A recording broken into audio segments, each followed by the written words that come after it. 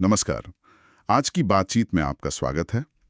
आज हम विज्ञान की दुनिया में थोड़ा गहराई में जा रहे हैं, खास तौर पर एनसीईआरटी की कक्षा 10 की किताब के दूसरे अध्याय पर। अध्याय का नाम है अम्ल, क्षारक और लवण, एसिड्स, बेसिस और सॉल्ट्स। हमारे पास इस चैप्टर के कुछ हिस्से हैं और हम कोशिश करेंगे कि इनमें जो जरूरी केमिकल रिएक्शंस बताई गई हैं उन्हें ठीक से समझें। आज फोकस रहेगा कि एसिड और बेस मतलब अम्ल और क्षारक धातुओं के साथ, मेटल्स के साथ कैसे रिएक्ट करते हैं, और ये भी कि धातु कार्बोनेट या हाइड्रोजन कार्बोनेट पर एसिड डालने से क्या होता है। तो चलिए शुरू करते हैं, देखते हैं ये हमें क्या सिखाते हैं। ये रोजमर्रा की चीजों के पीछे का साइंस है ना? तो पहली एक्टिविटी से शुरू करते हैं, नंबर 2.3। इसमें कहा है कि एक टेस्ट ट्यूब में थोड़ा डाइल्यूट सल्फ्यूरिक एसिड लें और उसमें जिंक यानी जस्ते के कुछ दाने डालें। हाँ, और एक जरूरी बात, किताब में लिखा है कि ये टीचर की देखरेख में ही करें। Safety first. बिल्कुल, ये जरूरी है, खासकर जब एसिड्स के साथ काम कर रहे हों। तो जैसे ही जिंक के दाने एसिड में जाते हैं, कहते हैं कि उनकी सतह पर बुलबुले दिखने लगते हैं। ये बुलबुले, ये क्या हो रहा है वहाँ? हाँ, ये बुलबुले असल में एक केमिकल रिएक्शन का सबूत है। यहाँ ये हो रहा है कि जिंक धातु सल्फ्यूरिक एसिड के साथ रिएक्ट कर रही है, और ये जो गैस निकल रही है ना बुलबुलों में, अगर इसे हम, जैसा किताब में बताया है, साबुन के घोल से पास करें, अच्छा। तो साबुन के बुलबुले बनते हैं जिनमें ये गैस भरी होती है। ये गैस को कलेक्ट करने का और देखने का एक तरीका है। और फिर आता है सबसे मजेदार हिस्सा। कहते हैं कि अगर इन गैस भरे बुलबुलों के पास एक जलती हुई मोमबत्ती ले जाएं, तो पॉप की आवाज आती है, फट, हाँ, छोटी सी। इसका क्या मतलब हुआ? ये खास आवाज क्यों? ये जो पॉप साउंड है, ये हाइड्रोजन गैस की पहचान है, उसकी खासियत है ये। जब हाइड्रोजन गैस हवा की ऑक्सीजन के साथ मिलकर जलती है, तो वो ऐसी छोटी तेज आवाज करती है। इस रिएक्शन में हो ये रहा है कि धातु, मतलब यहाँ जिंक, एसिड में से हाइड्रोजन के परमाणुओं को, एटम्स को, उनकी जगह से हटा रही है और उन्हें हाइड्रोजन गैस H2 बनाकर बाहर निकाल रही है। इसे डिस्प्लेसमेंट रिएक्शन कहते हैं, विस्थापन। अच्छा, हटा रही है। हाँ, और हाइड्रोजन गैस तो निकल गई।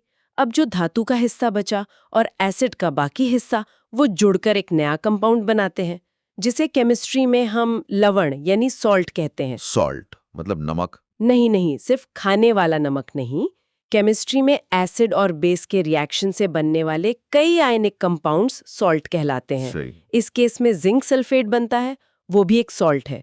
तो हम कह सकते हैं, एक जनरल रूल जैसा, एसिड प्लस मेटल से बनता है salt plus hydrogen gas. Acid plus metal, salt plus hydrogen gas.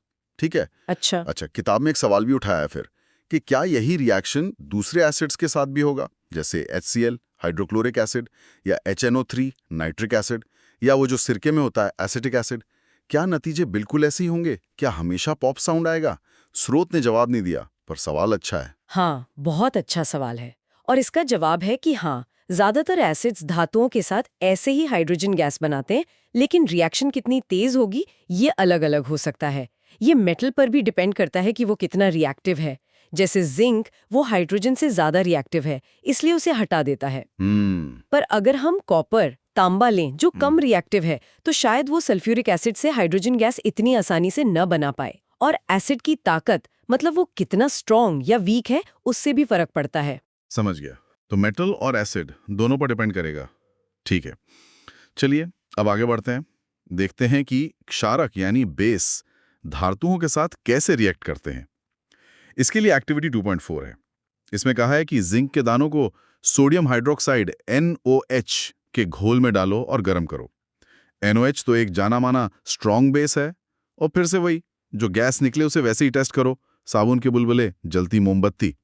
तो क्या यहां भी वही नतीजा, हाइड्रोजन गैस, पॉप साउंड? हाँ, बिल्कुल, यहाँ भी हाइड्रोजन गैस ही बनती है और मोमबत्ती पास लाने पर वही पॉप की आवाज आती है। किताब में इसका समीकरण, इक्वेशन भी दिया है। 2NaOH plus Zn gives Na2ZnO2 plus H2। इसमें जो Na2ZnO2 बना है, ये सोडियम जिंकेट है। ये भी एक तरह का सॉल्ट है, और साथ में हाइड्रोजन गैस। सोडियम जिंकेट नया नाम है। हाँ, लेकिन यहाँ एक बहुत जरूरी बात है जिस पर किताब जोर देती है, कि ऐसी रिएक्शन, मतलब बेस का मेटल के साथ रिएक्ट करके हाइड्रोजन देना, ये सभी मेटल्स के साथ नहीं होता। अच्छा, एसिड वाला तो ज्यादातर के साथ हो रहा था। हाँ, पर बेस के साथ ऐसा नहीं है। ये कुछ खास मेटल्स के साथ ही होता है। जिंक उनमें से एक है। एल्यूमिनियम भी करता है। ऐसा क्यों? मतलब बेस सबके साथ क्यों नहीं करते? इसका कारण कुछ धातुओं की खास प्रॉपर्टी में है।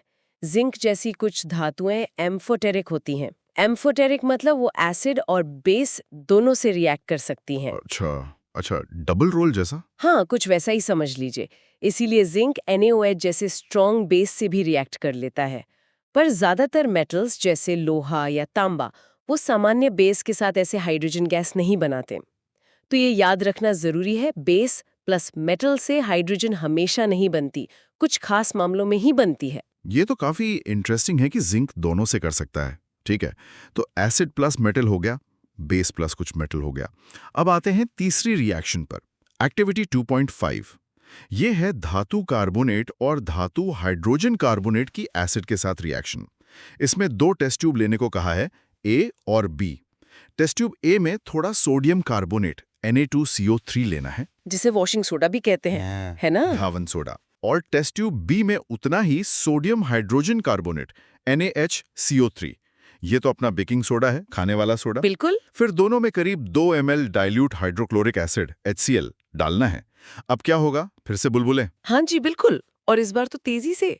किताब में लिखा है ब्रिस्क एफर्वेसेंस, हाँ, मतलब बहुत तेजी से गैस के बुलबुले निकलते हैं, झाग जैसा बनता है। तेजी से। हाँ। लेकिन कौन सी गैस? हाइड्रोजन? नहीं, इस बार हाइड्रोजन नहीं।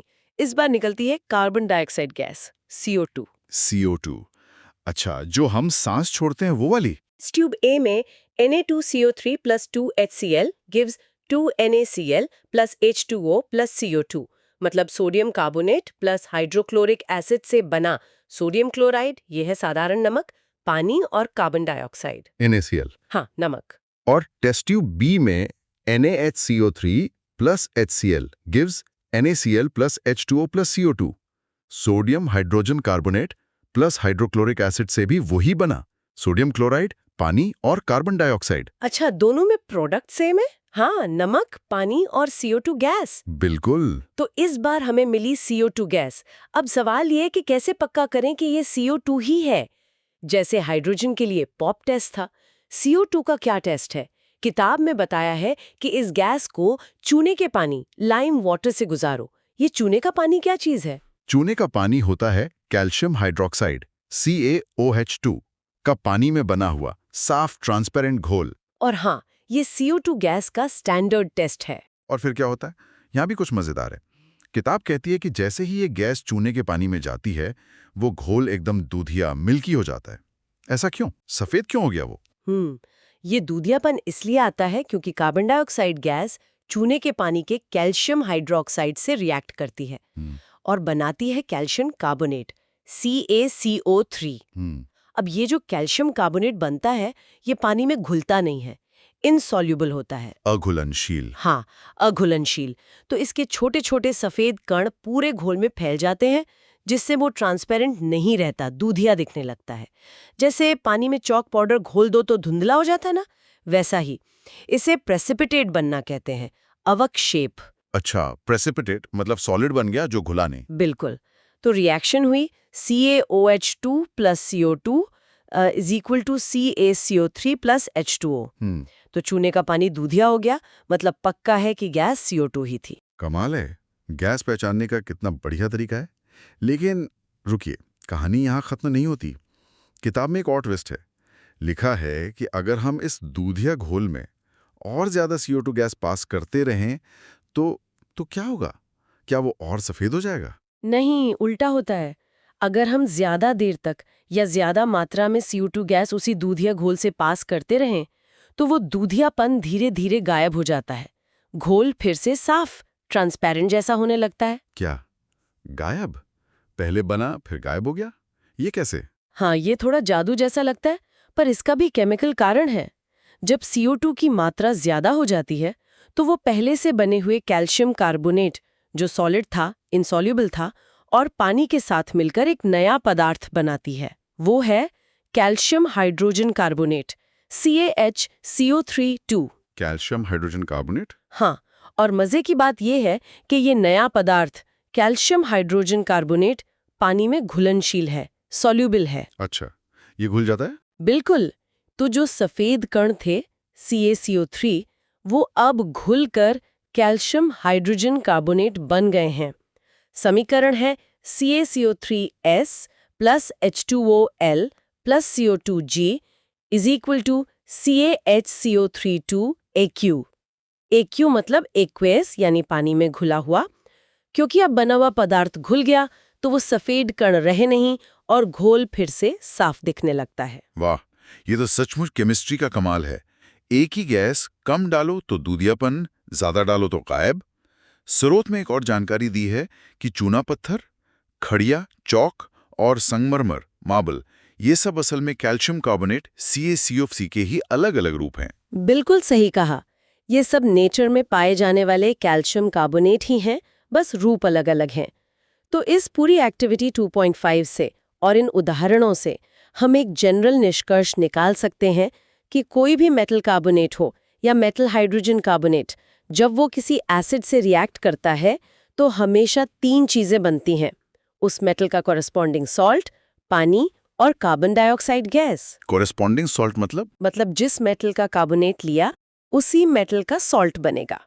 जैसे सोडियम कार्बोनेट से सोडियम क्लोराइड बना अगर HCl यूज किया, कैल्शियम कार्बोनेट होता तो कैल्शियम क्लोराइड बनता। समझ गया। तो संक्षेप में याद रख सकते हैं, metal carbonate, metal hydrogen carbonate plus acid, salt plus carbon dioxide plus पानी। ये एक बहुत ही बेसिक और जरूरी केमिकल रिएक्शन है। तो आज हमने इन स्रोतों से 3 मुख्य तरह की रिएक्शंस पर गौर किया। पहली, acid plus metal, salt plus hydrogen gas, pop sound वाली। हाँ, दूसरी, बेस प्लस कुछ खास मेटल जैसे zinc, salt plus hydrogen gas. सही। और तीसरी, मेटल कार्बोनेट या hydrogen carbonate plus acid, salt plus पानी plus carbon dioxide gas, lime water test वाली। एकदम सही। और ये तीनों ही रिएक्शंस केमिस्ट्री के आगे की बातें समझने के लिए बहुत महत्वपूर्ण है। जैसे न्यूट्रलाइजेशन क्या होता है, अलग-अलग तरह के सॉल्ट कैसे बनते हैं, इक्वेशंस बैलेंस कैसे करते हैं, इन सब में ये काम आती हैं। और जैसे हमने पहले भी बात की थी, ये सोचना भी बड़ा दिलचस्प है कि अगर हम मेटल बदल दें, जिंक की जगह लोहा या मैग्नीशियम लें, या एसिड बदल दें, सल्फ्यूरिक की जगह HCl या कोई वीक एसिड जैसे एसिटिक एसिड लें, तो क्या रिएक्शन की स्पीड पर या निकलने वाली गैस की मात्रा पर कोई असर पड़ेगा? कौन ज़्यादा तेजी से रिएक्ट करेगा? वाकई ये सोचने के लिए एक बढ़िया सवाल है और खुद करके देखने या आगे पढ़ने के लिए एक अच्छा पॉइंट भी। इससे पता चलता है कि साइंस सिर्फ फैक्ट्स याद करना नहीं है, बल्कि क्या होगा अगर ये पूछना भी है। उम्मीद है आज की इस बातचीत से ये केमिकल रिएक्शंस की दुनिया थोड़ी और साफ हुई होगी। अगली बातचीत तक सीखते रहिए, जानने की उत्सुकता बनाए रखिए।